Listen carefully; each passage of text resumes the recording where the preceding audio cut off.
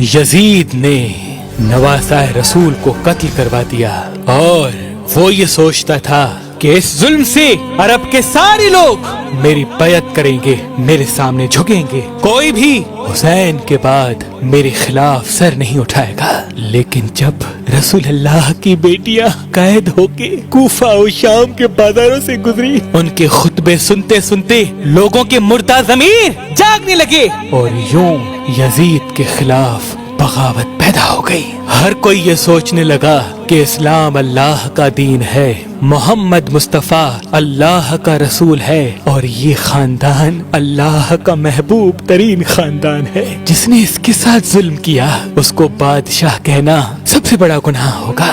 और यूं मदीने वालों ने यजीद की बैत से इनकार कर दिया।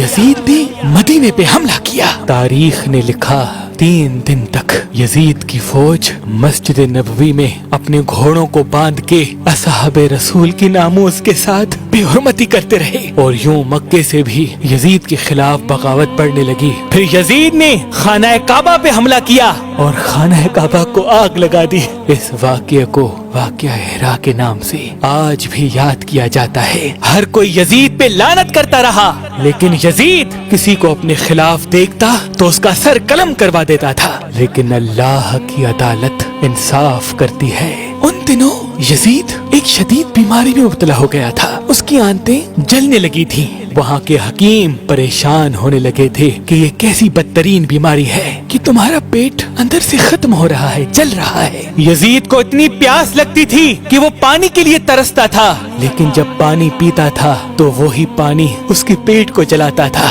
वो अपना सर पीटता रहता था और उसके महल के लोग यजीद को देख के ये कहते थे कि ये अजाब हुसैन इब्ने अली को प्यासा रखने के बदौलत है। तो वक्त का बादशाह होते हुए भी पानी की एक बूंद के लिए तरसता है। इतने में यजीद ने अपने बेटे माविया को बुलाया और कहा कि ये बीमारी मेरी जान लेके छोड़ेगी। ऐ बेटे, मेरे बाद इस तख्त को संभालना। तो यजीद के बेटे ने नजरों को उठा के कहा, इस तख्त पे हुसैन इब्ने अली का खून लगा है। क्या आप ये चाहते हैं कि जैसे जमाना आप पे लानत कर रहा है मुझ पे भी ऐसे ही लानत करे? नहीं, नवासा रसूल के खून से आलूदा है ये तख्त और ऐसे तख्त पे मैं लानत करता हूँ। यजीद हैरत से देख रहा था। यजीद के महल के लोग अफसोस कर रहे थे। उन दिनों अरब के बदतरीन नशे को यजीद के सामने पेश किया जाता था ताकि यजीद नशे में रहे और उसको ये दर्द महसूस न हो, वो प्यास के लिए तड़पे ना। ऐसे ही नशे की हालत में सिपाहियों से कहने लगा, मेरा वो बंदर कहाँ है जो मेरे साथ रहता है?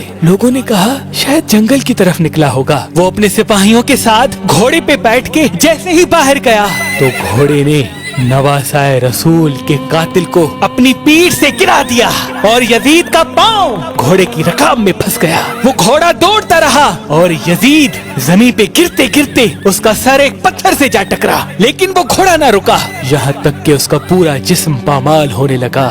यजीद की फौज ने जब यजीद की लाश को देखा तो वो कहने लगे, हुसैन इब्ने अली के खून की यही सजा है और उसको शाम में तदफीन कर दिया। आज भी यजीद मलौन की कब्र मौजूद है और लोग उस कब्र को देख के लानत करते हैं। इमाम अली अलैहिस्सलाम ने फरमाया कि कुफ्र की हुकूमत तो कायम हो सकती है लेकिन जुल्म की हुकूमत नहीं चल सकती। यजीद निशान इबरत बन गया कि इस जमीन पे जो भी जुल्म करेगा अल्लाह उसका नाम खत्म कर देगा और आने वाली नस्लों के लिए उसको निशान इबरत बना लेगा।